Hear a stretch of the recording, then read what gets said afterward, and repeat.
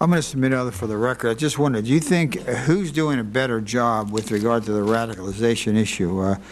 Does Great Britain do a better job than we do? Used to hear the stories, well, you know, that's a problem over there, but we don't have the problem. Now we see G.I. Jane from Philadelphia. You know, I mean, I read your bio, you were in front of the Philadelphia area. She's from Pennsburg, I think it is. We see the 5 now in Alexandria.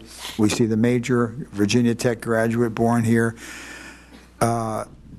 Are we doing everything we should, or maybe there should be a development of a different approach? Clearly, what we used to say is no longer the case because it is a problem. Is there are you thinking deep insofar as how do we deal with this from a different way that we continue to adjust? Because maybe we were not doing as well as maybe people said we were in comparison to other countries.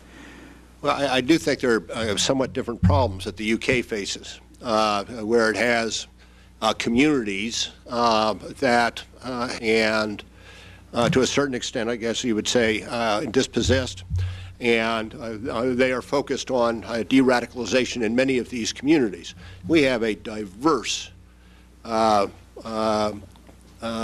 communities of Muslims in the United States, and we're all immigrants, and we have immigrants from a number of African countries, Middle Eastern countries, and the like, and so there are very few areas that you can look at and say, okay, these are pockets. Correct. I was thinking, I'm an immigrant family too. The Thai's half is green, and my grandfather could barely speak English. He was German. He had a German bakery in South Philadelphia. And what I meant is by the radicalization of G.I. Jane was not from Yemen.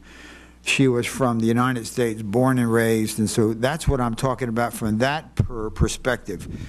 You find Mobley, who I think he was. You find so I'm talking about a radicalization of a domestic population that we hadn't thought of before.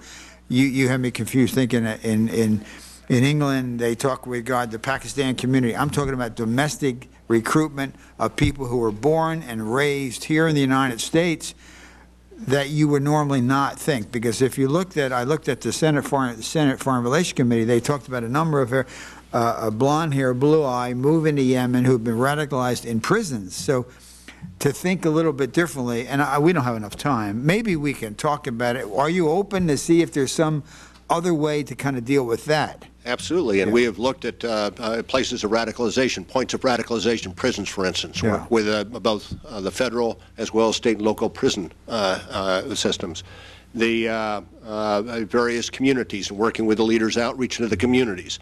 But I will tell you the one that is most worrisome, I think, is the Internet.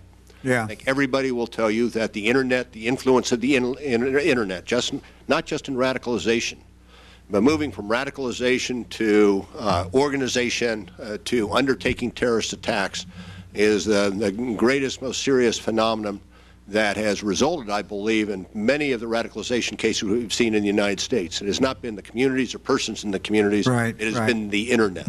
Well, maybe you can have someone come up and we can see there may be something the committee can do with regard to giving you some resources to kind of deal with that issue. Thank you, sir. Anyway, thank you. Thank you, Mr. Question Wolf. for the record, too. Okay, thank you, Mr. Wolf.